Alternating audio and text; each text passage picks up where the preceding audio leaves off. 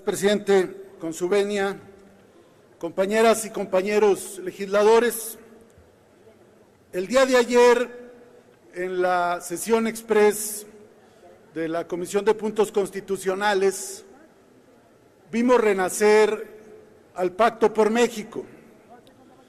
Salió nuevamente de los escombros esta expresión política cupular, y ayer eran todo alabanzas, hablando y festinando esta gran reforma anticorrupción.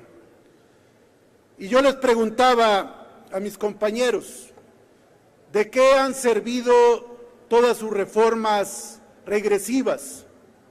¿En qué le han servido al país? Y yo diría que nada. Hoy el país está en crisis económica, con el dólar al alza, con los precios del barril desplomados, con inseguridad, con descrédito internacional y con violaciones graves a los derechos humanos. Hoy en México está peor, con todas las famosísimas 11 reformas estructurales.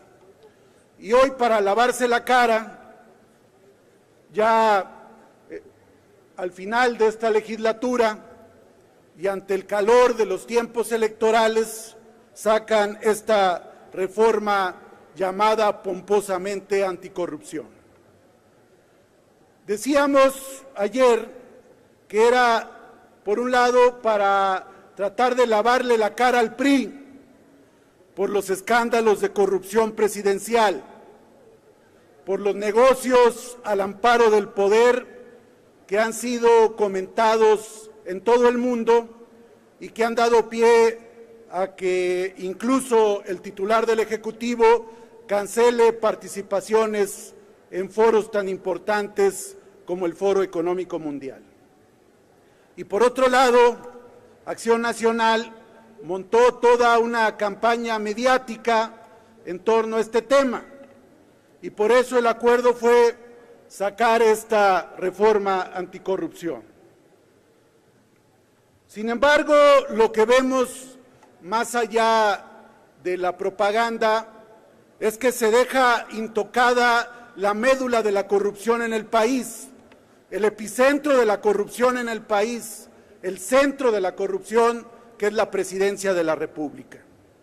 Haber reformado el artículo 108 constitucional y haber establecido que el presidente de la República puede ser juzgado en el ejercicio de su encargo por corrupción, desvío de recursos o conflicto de interés, esa sí hubiera sido una genuina reforma anticorrupción. Pero fue precisamente el artículo 108 el que no se quiso tocar en esa parte sustantiva, porque todos son ahora partícipes, entre comillas, de este sistema anticorrupción. Todos pueden ser fiscalizados, todos pueden ser señalados, menos el presidente de la República. Y esto fue parte de lo que trae, o no trae, mejor dicho, esta reforma. Y por otro lado, en el caso del llamado Sistema Nacional Anticorrupción, lo que en realidad vemos es un sistema nacional de simulación. Todos los que participan son nombrados directa o indirectamente por el presidente de la República. El Tribunal Federal de Justicia Administrativa que se va a crear, los magistrados son nombrados por el presidente de la República y ratificados por la mayoría mecánica del Senado. El presidente, que no puede ser juzgado en términos del 108 constitucional, es el que va a nombrar a los magistrados.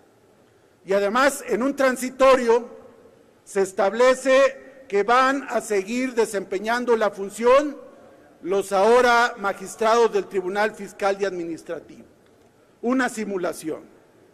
Puros Andrade, para decirlo en lenguaje coloquial, puros nombrados por el Ejecutivo, que van a revisar a todos menos al presidente de la República.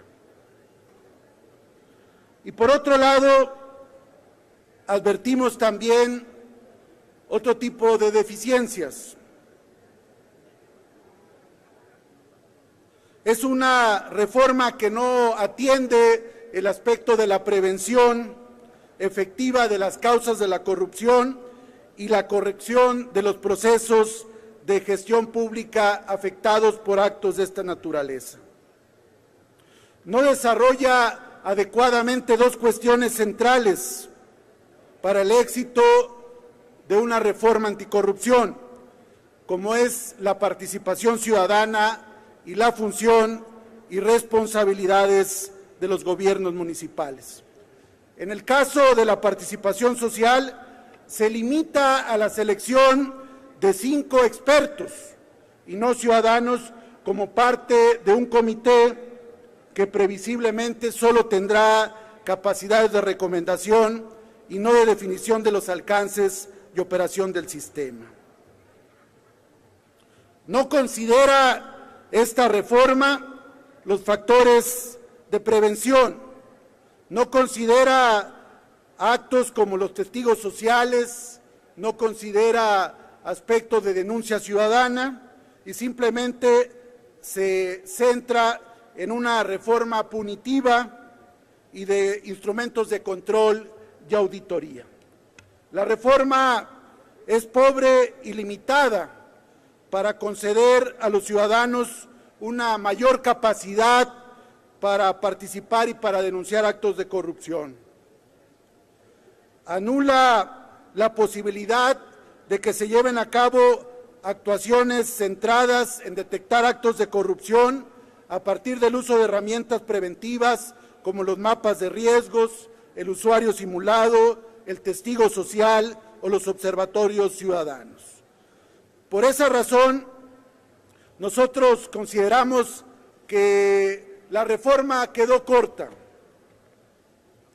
Si bien reconocemos el tema de fortalecer las capacidades de la Auditoría Superior de la Federación, advertimos la impunidad presidencial, advertimos que no hay voluntad para ir a fondo en el combate de la gran corrupción en México, que no tiene que ver propiamente en ocasiones con el ejercicio presupuestal, sino con el contratismo, con los negocios al amparo del poder, con los permisos, con los usos de suelos, con el tráfico de influencias, con el uso de información.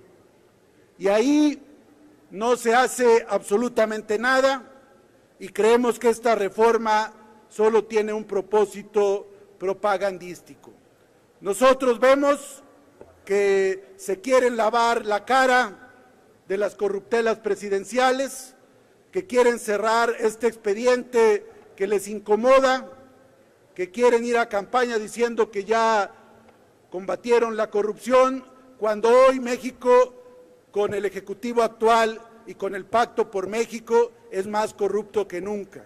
Y por eso esta reforma la voy a votar en contra y el grupo parlamentario votará en libertad, pero sí llamamos la atención que es una simulación.